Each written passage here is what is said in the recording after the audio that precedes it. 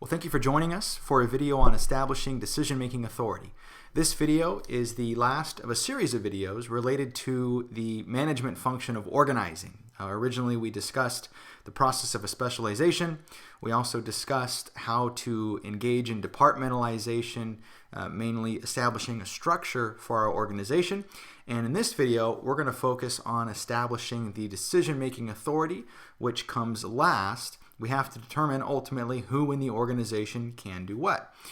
So there's a couple of different options that we have. Remember that our purpose here with establishing decision-making authority, once again, just to repeat, is determining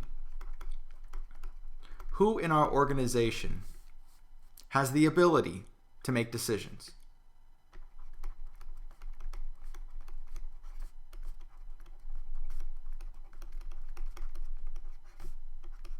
Now, there are a number of different ways that we can do this, and usually there are variations of the two options, of course. Seldomly do companies fall into either bucket, if you will.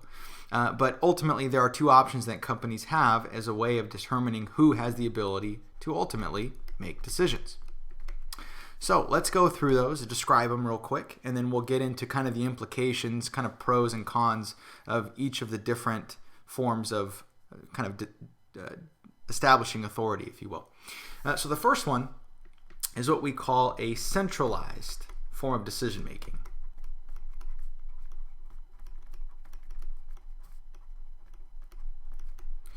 With a centralized form of decision making, we are concentrating authority in the hands of very few people. And so instead of allowing authority to trickle down through the organization, to some degree allowing people to make decisions within certain limits, of course, with a centralized form of decision making, what we do is we concentrate power in the hands of very, very few people. And so, well, one of the arguments could be, well, why would you actually do that? What's the purpose? One of the primary things is you get consistency. If you have the same person, or the same group of people, rather, making decisions, you ensure that the decisions get made the same way each and every time. Some organizations use this form of decision making for that very reason. Take McDonald's, for example, and really any franchise restaurant. They value consistency because whether someone goes into a McDonald's restaurant in California or in New York, there should be a consistent experience, right? The menus are relatively similar with some variations. The atmosphere is somewhat similar. And people, they value consistency, right? When we go someplace, we want to know what we can expect, essentially. And so if you do not centralize decision-making authority, you run the risk of independent restaurants making decisions that could ultimately hurt the brand of McDonald's. And McDonald's is trying to portray one consistent brand image to consumers, and it's difficult to do that if you have each individual franchise making decisions that may portray the company in a light that it does not want to be portrayed in. Not necessarily bad, but just different from the image that McDonald's wants to hold. Hotel chains kind of use the same form of decision making.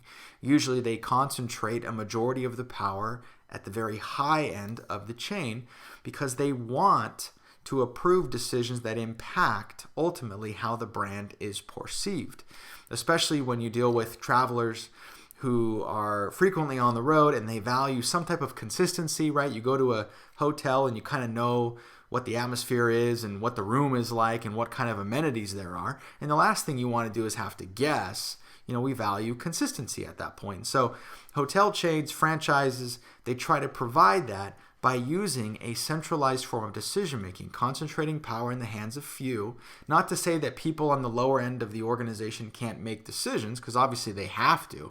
But for decisions that can, in some way, shape, or form, impact the company or the brand, usually there's a hierarchy, a chain of command, if you will, that you have to go up. And so usually for centralized decision making, it looks kind of like this. So you might have one person at the very top, and then you have another few people below them, then once again, people below them, and you kind of get the idea here, right? And so these organizations, if you can imagine just for a second what it would take, and this is just 3 layers, right? If there were multiple layers in this hierarchy, imagine what communication is like. And that is one of the disadvantages of a centralized form of decision making, is that communication is very slow.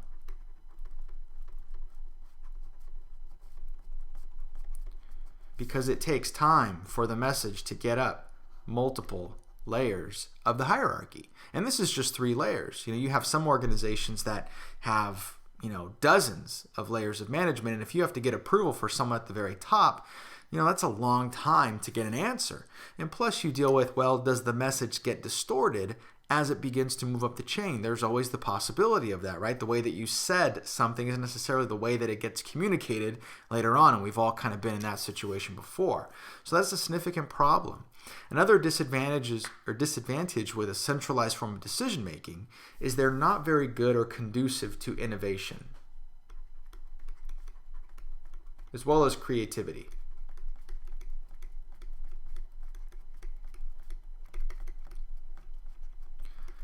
Organizations that pride themselves on being innovative and creative and being flexible do not use a centralized form of decision making.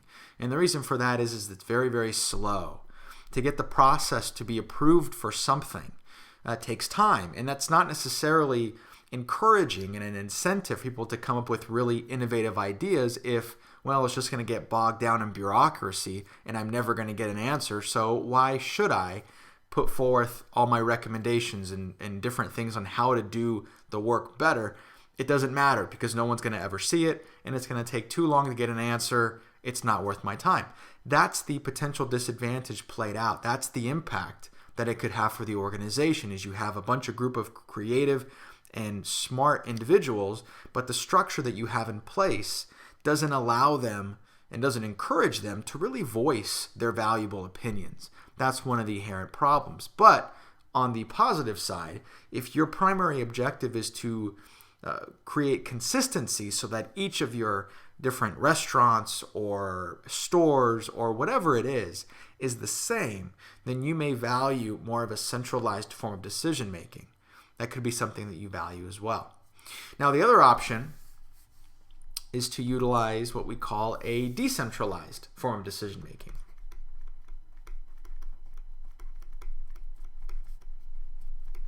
And with this particular form of decision making, what we're doing is we're actually spreading out authority. And so we're dispersing it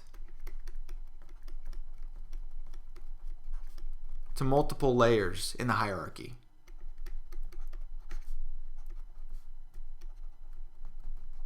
Now, this doesn't mean that each employee has the same level of authority, but what this means is that you're giving a majority of your employees some reasonable ability or some opportunity to make decisions. Now, granted, they have to show that they can make those decisions, right? You wouldn't necessarily give someone a bunch of authority without seeing, can they actually make a decision accurately? That's not the point. The point is that if they've shown the skill set, they've shown the aptitude repeatedly that they can do the job, then why not give them the ability to do it within certain parameters that are fairly reasonable? And that is the whole point of decentralized decision-making authorities. We're spreading out authority amongst a number of different people and different layers of management. We're not just concentrating authority at the very, very top end, which we are primarily doing with a centralized form of decision-making. So, advantages of this. It's good for a number of different reasons, right? It's kind of the same thing in reverse of centralized decision-making. So the very first thing is communication is typically better. And the reason communication is better is with a decentralized form of decision making, you have less layers of management, which I'll go into in a few minutes here. So communication is better. It's also better for innovation and creativity.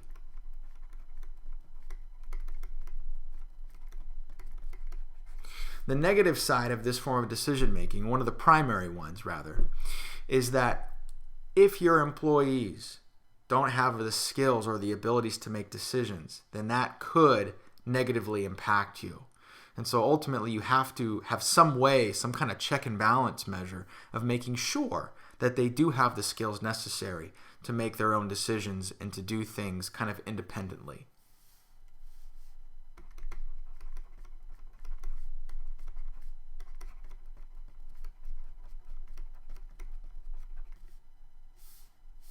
All right, so let's go over a couple things here real quick. First, let me show you just kind of graphically what a organizational chart would kind of look like with decentralized decision making. So we have one person here.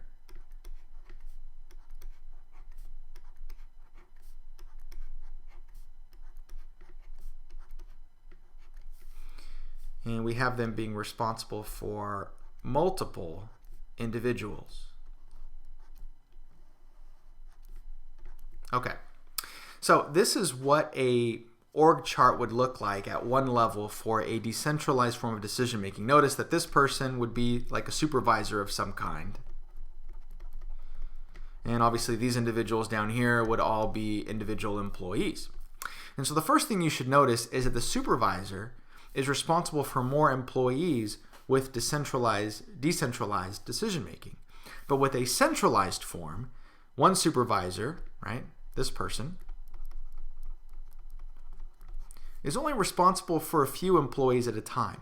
And there's a very specific reason for that. It's not coincidental. There's a very specific reason that this actually takes place. And that has to do with what the manager is responsible for. In a decentralized form of decision making, the manager is kind of the person that has to give authorization to do a number of different things. And so if you are responsible for overseeing your employees to a greater degree, do you think they have the ability to supervise many employees? Truthfully, they can't. Right? You only have so much time during the working day, and you have to get a bunch of different things done. And if I have employees constantly coming to me for authorization to do certain things or for questions, then that's going to limit my opportunity to do other things. Now, go back to the decentralized form of decision making, and you have one supervisor, once again, but each employee has some authority, some degree to act independently with the freedom and flexibility to not have to go to the supervisor for anything, or for everything rather, not anything necessarily. So, once again, looking at it from that standpoint, the supervisor has the opportunity or has the ability to supervise more employees because they can act and perform their job duties somewhat independently.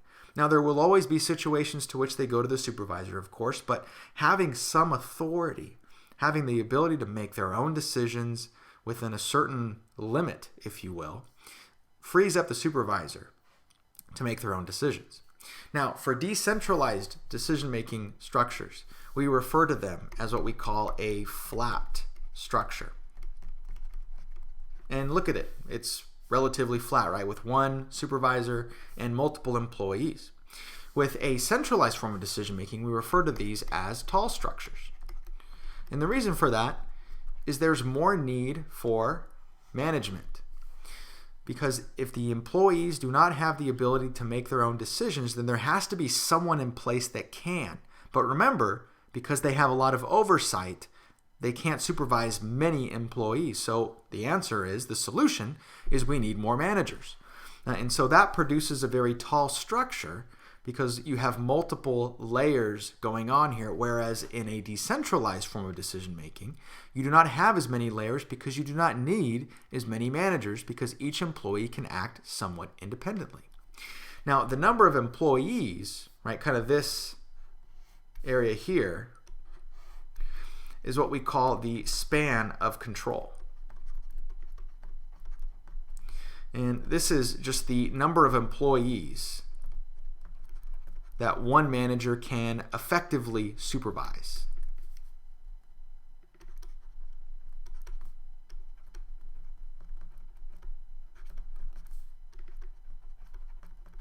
And the important word there, and I'm not going to write it just for time purposes, but the important word in there is effectively, right? You can supervise hundreds of people technically. I mean, they just have to draw your box higher than theirs and a bunch of lines. But can you effectively supervise them, right? We've all been in situations to which, we can't get a hold of an immediate supervisor. We cannot get authorization for something, and it's very frustrating because we can't do our jobs.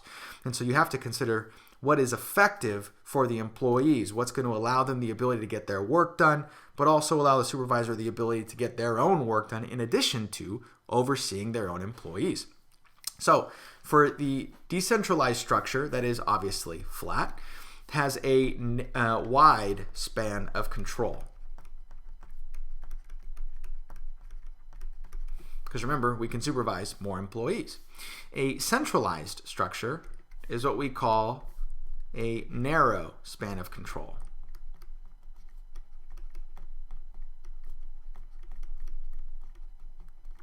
Because just looking at it, each supervisor can only look at or only oversee 2 employees versus here we have 6. And so the span of control is much more narrow, once again, because they have a great deal of oversight ability because employees cannot perform their job duties independently of them.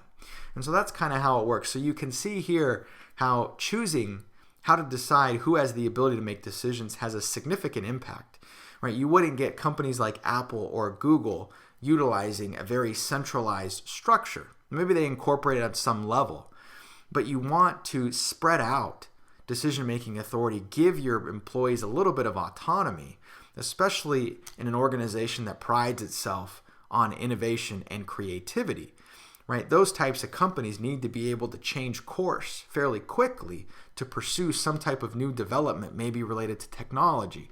But if they're in a centralized form of decision-making, that's going to take time because it has to go up multiple layers of management. And meanwhile, competitors are potentially making transitions that will negatively affect you going forward. So that's kind of the effect there. Hopefully that explains how a centralized structure requires more oversight, which in turn creates more management, a tall structure, thus providing a more narrow span of control, and then obviously likewise with a decentralized decision-making structure. So if you have any questions, please do let me know. Post a comment in the boxes below. I'll get back to you as soon as I can. Otherwise, thanks for watching. Have a great rest of the day.